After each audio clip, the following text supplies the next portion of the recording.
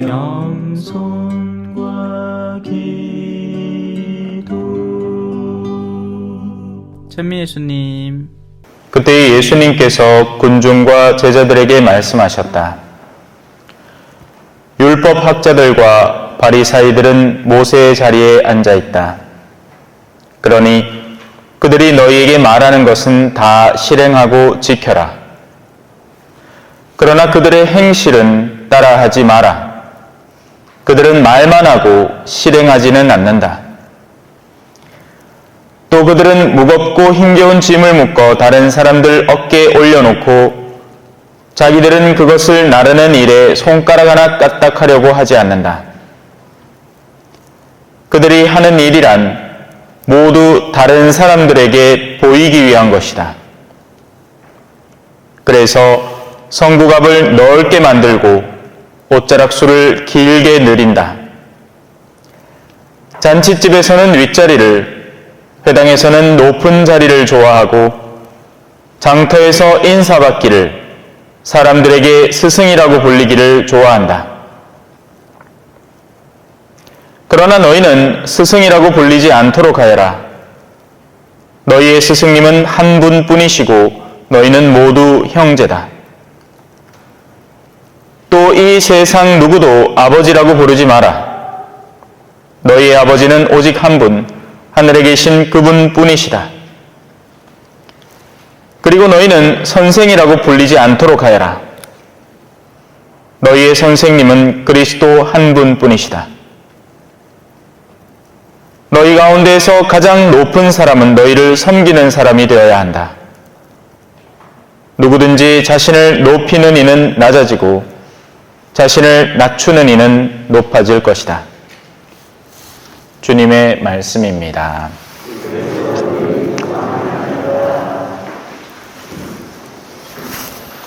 찬미 예수님. 오늘 말씀을 잘 이해해 보도록 합시다. 굉장히 중요하거든요.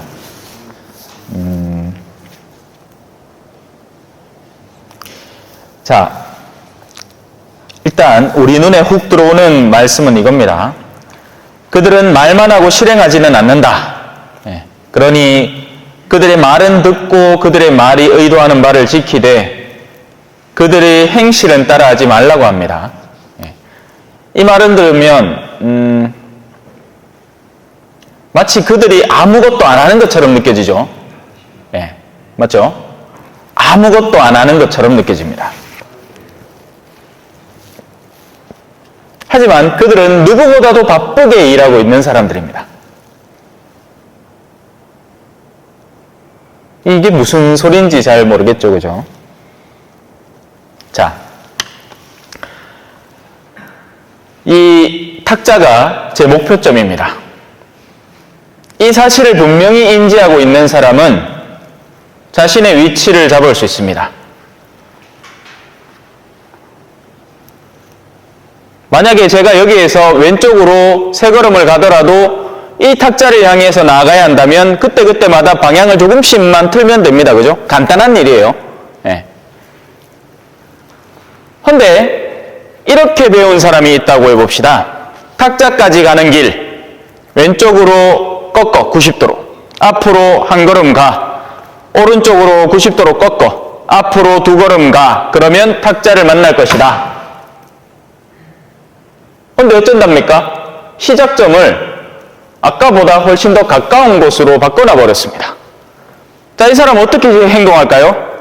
아까 배운 그대로 합니다. 왼쪽으로 90도 꺾어 한 걸음 가, 오른쪽으로 90도 꺾어 두 걸음 가 더니 오히려 원래 있던 자리보다 훨씬 멀어졌습니다.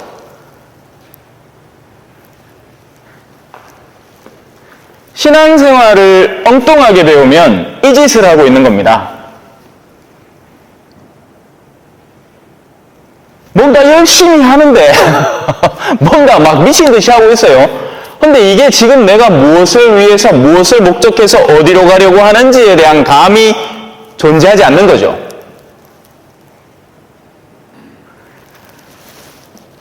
율법학자 바리사이들은 엄청 바쁜 사람들입니다. 율법이 613개인가 뭐 그래요. 예, 그거를 머릿속에 다 외우고 다니면서 이때는 이렇게 해야 된다, 저 때는 저렇게 해야 된다, 사정없이 다 지키려고 하는 사람입니다. 게으른 사람들이 아니에요. 착각하시면 안 됩니다. 단지 그들은 영적으로 게으른 겁니다. 자신이 진짜 변화되어야 하는 그 변화점은 하나도 챙기지 않은 채 지금까지 해온 관습대로만 계속 움직여가는 거죠. 어떤 때는 미사를 자주 나와야 됩니다. 제가 최근 예비자분들에게 그렇게 설명을 했어요.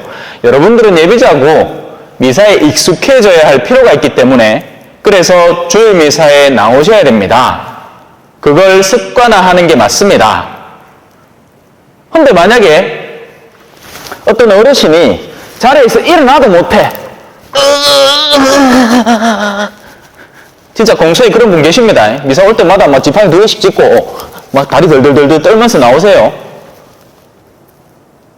한날 허리가 진짜 미친 듯이 아파. 미사에 나와야 될까요? 하느님은 그런 냉혈한이 아닙니다. 죽어도 미사 나와라. 아니에요. 자, 그 실마리가 화답송에 있습니다. 제사 때문에 너를 벌하지는 않으리라. 평일 미사를 뭐 몇 번 더 나왔다고 해서 칭찬을 받을 것도 없고 평일 미사를 덜 나왔다고 심지어는 네가 진짜 상황이 안 좋고 코로나 걸리고 뭐 아무도 너를 태워다 줄 사람도 없는데 예전에 건강할 때는 그 몇리길 되는 길을 걸어서라도 성당을 나왔다지만 지금 못 나온다고 해서 아이고 신부님 네, 죄송합니다. 지난주 주일미사 못 나왔습니다. 그건 죄 아니다.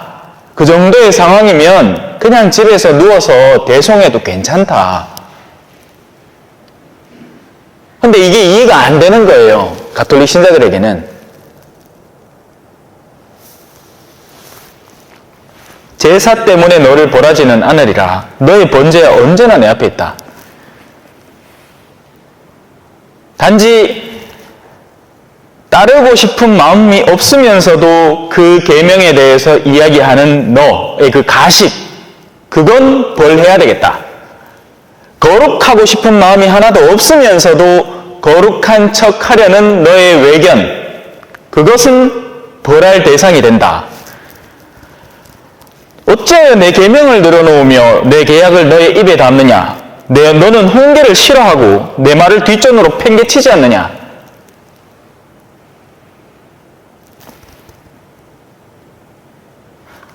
이런 이들의 특징은 사람들의 시선입니다. 사람들이 나를 어떻게 볼까? 하느님이 나를 어떻게 볼까가 아니라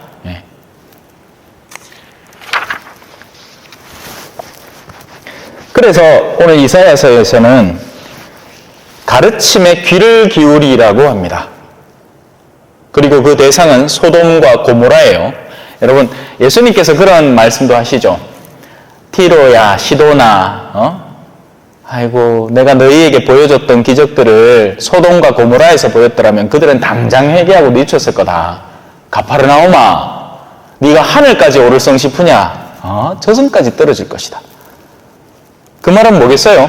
자신들이 어마어마하게 엄격하고 철두철미하고 모든 전례적 규정들을 완벽하게 지켜내고 한치의 흐트러짐 없는 전례를 하면서 대단한 사람으로 스스로를 인식하고 있는데 그래서 아이고 우리는 하늘에 금방 오르지 않을까 이렇게 철두철미하게 기도하고 모든 걸 다 지키고 있는데 아니 너희의 내면의 지금 상태는 하늘 근처도 못 간다. 오히려 저승까지 떨어질 판이다. 너희의 그 교만 때문에.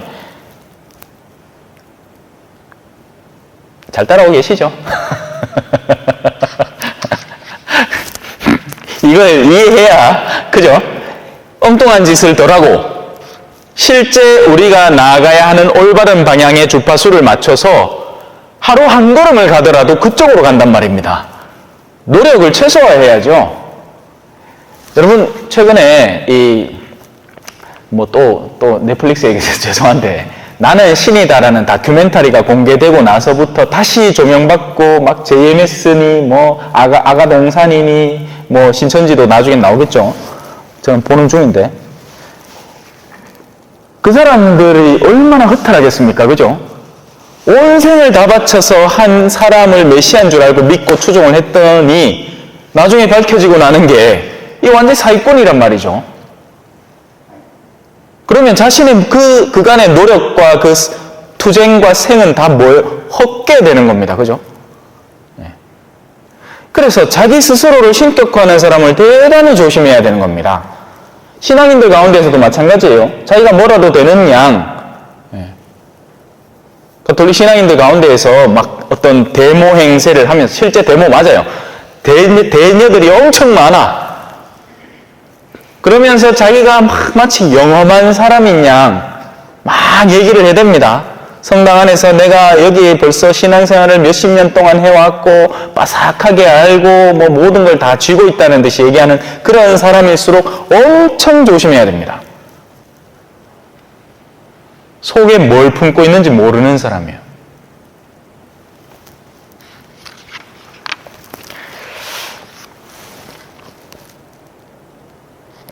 악행을 멈추고 선행을 배워라. 자, 선행, 악행이라는 게 딱 고정된 특정 행위로 멈춰져 있는 게 아닙니다. 하나 예를 들어 드릴게요. 자, 여기에서 가난한 이를 돌보는 것. 자, 이 얘기를 들으면 선행같이 느껴지죠?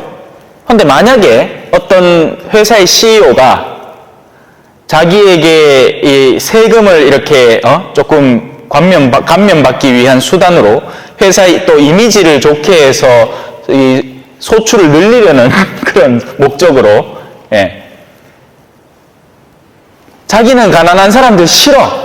근처만 가도 싫어. 냄새나고 막 더럽고 막 못 빼와가지고 무식하고 막 싫은데 자신의 이득을 증가시키려니 이걸 해야만 하는 거예요. 그래서 어떡합니까?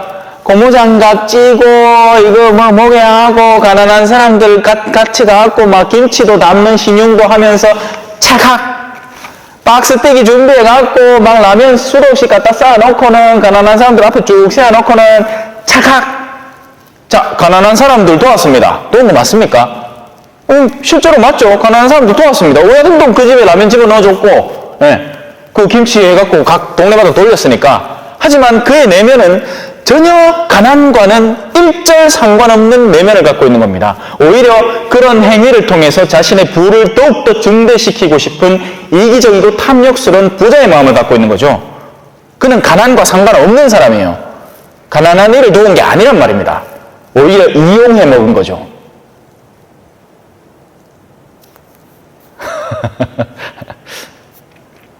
센가?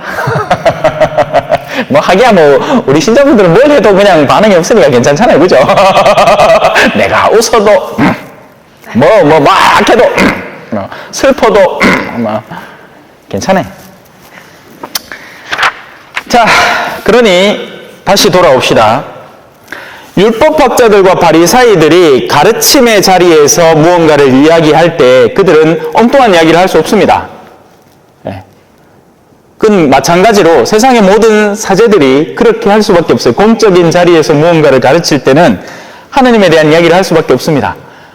하지만 문제는 그들의 행실인 거죠. 참 불행합니다. 어떤 사람들 자신이 가르치면서 그것을 지키지 못하고 지키지 못하는 것과 지키지 않는 건 다른 거죠. 우리는 모든 걸 다 100% 지킬 수는 없어요.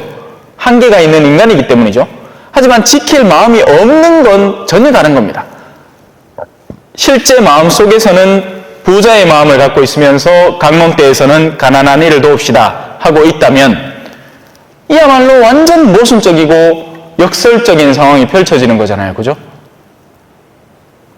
지금 마음은 어야등동 돈 있는 신자들하고 골프나 한 번 더 치러 갔으면 좋겠는데 오늘 주제가 가난한 사람이라 그나마 우리 가난한 사람들을 떠올려 봅시다. 이렇게 시작하면 이 얼마나 속 뒤집히는 얘기예요. 그죠?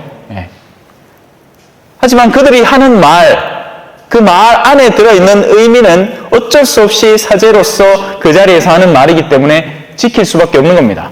동조하고. 그러나 그들의 행실이 전혀 다르다면 그들의 행실은 따를 필요가 없는 거죠. 그리고 무엇보다도 하나님은 그 내면에 존재하는 내적 행실을 보시는 겁니다. 외견의 행실이 아니라 말이죠. 하나님은 속에 숨어있는 뜻을 보시는 분이에요. 그리고 그건 그 누구도 자기 자신과 하나님을 속일 수 없습니다.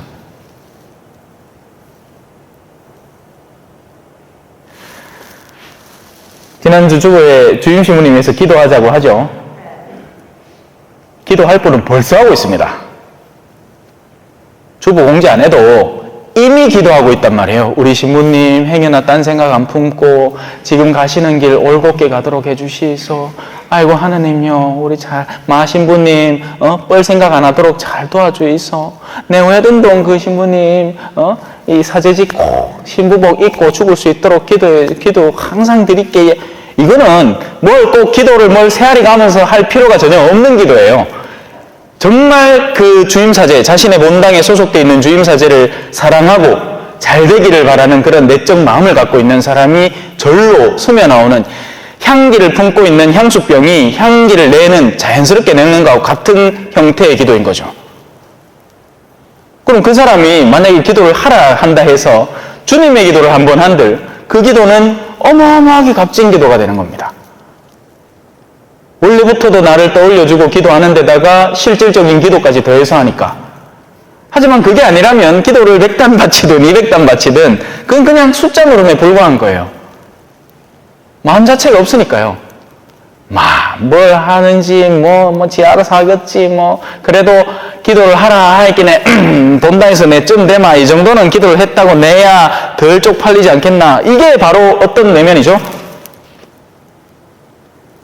장터에서 인사받기를 사람들에게 스승이라고 불리기를 좋아하는 겁니다. 여기 하나 더 해서 개신교에서 가톨릭을 항상 비난할 때 우리나라에서는 신부라고 부르잖아요. 맞다 하네. 맞다! 그래. 카톡도 그래 신부님이 강론에 동조하고 있는데 그죠? 예. 근데 외국 단어는 영어로는 father입니다. father. 예. father 그냥 아버지 그냥 그대로 부르는 거예요. 물론 쓸 때는 대문자로 쓰고 뭘 쓰고 앞에 정관사를 쓰고 별짓을 하지만 그냥 father인 거예요. 그러니까 개신교에서는 이렇게 얘기합니다. 이봐라 절마들 저거 성경 말씀대로 안 산다. 아버지를 부르지 말았겠는데요. 그러면 자기 아버지는 아버지라고 안 부를 겁니까? 그죠? 완전 자구적인 해석에 매달리는 겁니다. 여기서 말하는 아버지라고 부르지 말라는 뜻은 정말 우리를 온전하게 낳아주신 분의 위치로 세상의 그 어떤 존재라도 거기 올려놓지 말라는 이야기, 우상숭배하지 말라는 얘기죠. 아버지를 아버지라 부르지 말라고 한다 해서 아버지라는 단어를 그 누구한테도 쓰면 안 된다. 근데 가톨릭 신자들은 자기의 종교적 지도자를 신부라고 부르고 영적을 아버지라고 부르니까 너그는 엘롱이다. 이게 말이 안 된다는 얘기입니다. 근데 이게 의외로 설득력을 갖고 있단 말이에요. 개신교 신자들에게는. 그러니까 여러분들은 이걸 알아두고 누가 그런 소리 하마 그러려니 하세요. 그것도 갖다 붙고 싸우지 말고. 참 모자란 사람 중에 하나가 그런 사람입니다. 완전 논리적으로 이게 뭐라고 갖다 또 붙어요. 안 됩니다. 그 사람들은 체계적으로 배운단 말이에요. 가톨릭을 공략하는 방법을, 비난하는 방법을. 예. 개신교 신자하고 절대로 말싸움하지 마세요. 아무 의미가 없습니다. 그들은 대화를 하려고 하는 게 아니라 우리를 이기려고 하니까 그들에게 뭔가 논리적인 설득을 통해서 어떻게든지 그들을 설득시켜보려는 노력은 통하지 않습니다. 자, 나머지도 마찬가지죠. 스승이라 부르지 마라. 그럼 학교에 선생님한테 선생님이라고 하면 안 되겠네. 그죠? 성경 말씀 그대로 살아야 한다면. 말이 안 되는 겁니다. 간단해요. 마지막은 우리에게 딱 정돈해 줍니다. 높아지고 싶으냐? 낮아지려는 마음을 가지면 하느님께서 높여준다. 왜? 이 농담 기억하시면 됩니다. 우리는 키를 잴 때 땅바닥에서부터 위로 재잖아요. 그래서 저는 이제 168.7입니다. 맨날 사람들 앞에 그래도 좀 더 커 보이려고 170 이렇게 샀는데 실제 딱 재보면 168.7이 딱 나옵니다. 자, 쓸데없는 소리고. 우리는 키를 잴 때 밑에서부터 재죠? 하느님은 위에서부터 잽니다. 위에서 계시니까, 그죠? 그거 생각하면 돼요. 그래서 낮아지는 것을 두려워하지 마세요. 만약에 제가 이 주임 사제의 자리에서 항상 이 생각을 하고 있으면 속상해 죽을 겁니다. 내가 그래도 주임인데 주임급 정도로 대우를 해줘야 이게 뭐가 맞아 뭐 떨어지는 거지. 이게 뭐 내가 뭐 신모도 아니고 맨날 밥하고 빨래하고 청소하고 뒤죽고 딱 하기 시작하면 끝도 없는 거죠. 걱정 마세요, 여러분. 예. 뭐 역시 걱정 많이 하시는 것처럼 느껴지는데 벌써 한참 오래 혼자 살아왔어요. 예. 이제 익숙해. 그러니 너무 걱정 안 해도 됩니다. 구해지 마, 땡큐고! 안 구해지 마, 안 구해지는 대로 살게. 그게 너희가 가는 동네에서 너희에게 해주는 대로 받아먹고 살아라 라는 말의 의미잖아요. 그죠? 어느 고을에 가든지 그 고을에서 너희에게 주는 그대로 받아먹고 살아라. 만약에 여기 성질 나쁜 신부님 한 명 오잖아요. 그럼 그날부터 여러분 들들 뽑기는 겁니다. 못 견디는 거예요. 그 신부님이 원하는 걸 안 해내고는. 근데 그런 분들일수록 또 막 계획하는 일도 많아. 이거는 이거대로 쫙 해야 되고 저건 저거대로 쫙 해야 되고 가면 막 성당이 시끌시끌합니다. 그럼 맨날 막 속에 막 천불 나오고 막 싸우지. 봉사자는 봉사자대로 없는데 일거리는 잔뜩 늘어놓고 다 회사짝 회사에 한 사람이 막 문어발처럼 이거하고 저거하고 저거 한다고 땀을 뻘뻘 흘리며 돌아다닙니다. 그러면 행복하지 않아요. 사람은 할 만한 선에서 하고 사는 거예요.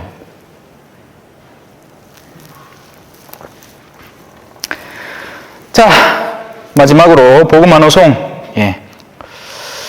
주님이 말씀하신다. 너희가 지은 모든 죄악을 떨쳐버리고 새 마음과 새 영을 갖추어라. 아멘. 찬미 예수님, 겸손과 기도.